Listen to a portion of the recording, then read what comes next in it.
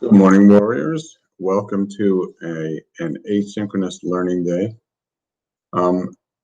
Today, we are going to, at the request of Timothy Chapman, we'll do a little tutorial on drawing water, reflections in a pond. We're going to focus on, two simple techniques.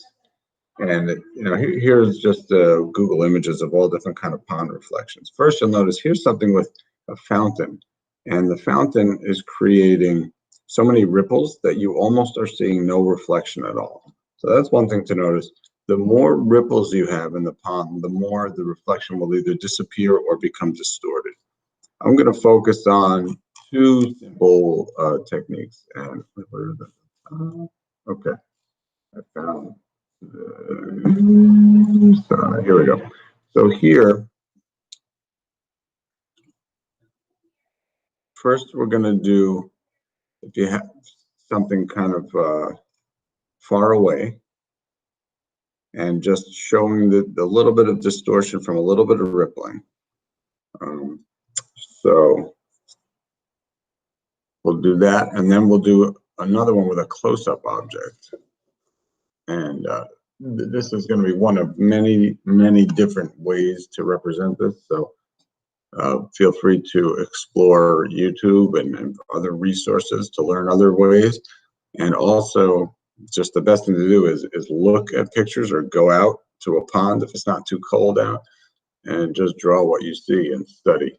It's more about seeing than it is about actually drawing, because you'll see that the hand techniques are not terribly complicated.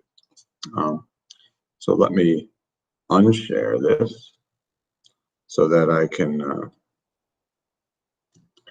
share with you my paper. Now, as you know, I don't have proper webcam here, so I'm going to be drawing upside down, doing my best here. So bear with me if it's kind of I want to get the paper centered.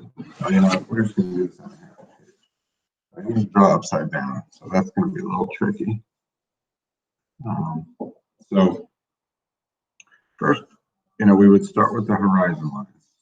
That's where, if there were no mountains in the background, that's where the water, the sky, and the water would meet. And we had in the background, we had kind of some trees. And I'm just going to kind of hint at them because I want this to be quick. And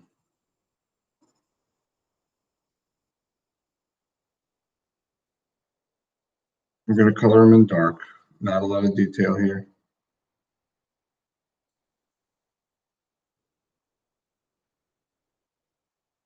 A little darker even towards the bottom, where the bottom of the trees would be more in shadow. So it would be a little bit darker. And I'm going to kind of darken up the shoreline a little bit as well. And then say maybe there's some hills in the background here. And I'm going to color those lighter. Remember, we learned the atmospheric perspective. We're going to get that technique in effect here as well. But wow, that's pretty.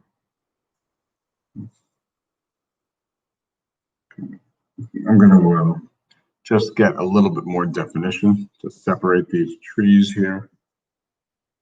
Now, I'm not drawing individual trees because they're far enough away.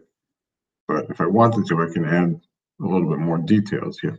So now we have the pond reflection. This here is the pond. So first I'm just going to start by drawing some horizontal lines.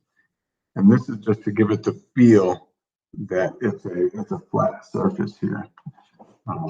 And then there is the texture perspective of the ripples. And we're going to say that this pond has a little bit of ripples going on. So I'm going to just gently kind of go back and forth and bring these lines closer and closer together and softer as I go go back. So it just has a feel of a little bit of rippling in the water. I'm not trying, looking at it upside down, it's kind of hard to tell. And then I'm going to come in with the eraser because I want it to have a softer look than a harder look. So I'm going to erase more, and I could probably even just leave the whole thing white. Now for the reflection. So what I'm going to do is try to duplicate this shape like a mirror image. And I'm not worried about it being perfect because it's going to be all distorted because of the ripples in the pond. And what I'm going to do is, instead of drawing it in that direction, I'm going to kind of color it in the direction of the ripples. And that's going to give it that distortion that I want. That's going to give it that look. And it's okay if I leave a little bit of white spaces, a little white, because that's kind of where those ripples are going to be reflecting a different reflection of some light colors of the sky, maybe something else. And that's kind of the beauty of this, is you don't have to worry about it being perfect because it's so random with these ripples in the pond.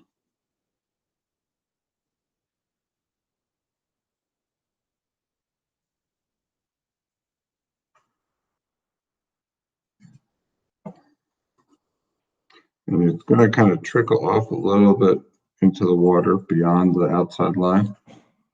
For me, I'm kind of saying the softer the better, but you might want to draw a little bit harder.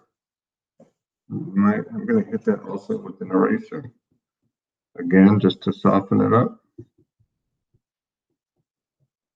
and to blend it into the pond. Especially the farther away it is, the softer the image is going to want to be. And then we'll get, that's becoming a little bit too dark for my liking, so I'm just going to erase it.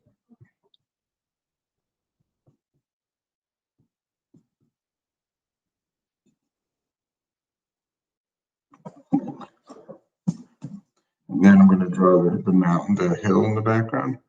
Again, I'm going to try to just match that shape, knowing that it's okay if I don't match it. It's better if I do. It's really better if I don't match it exactly.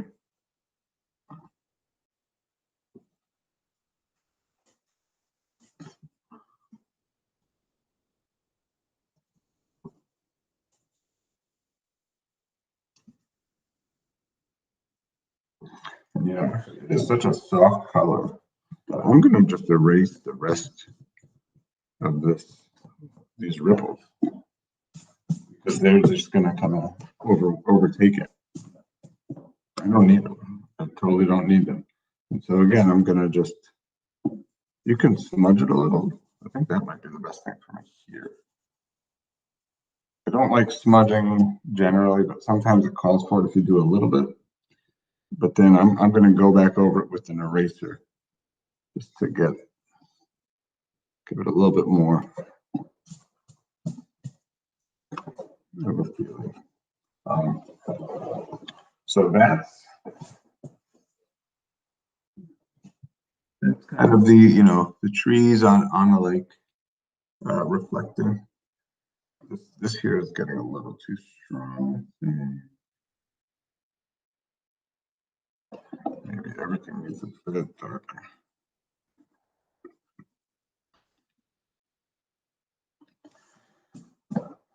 I'm going to stop this video and then I'll make another one of kind of an object in the front,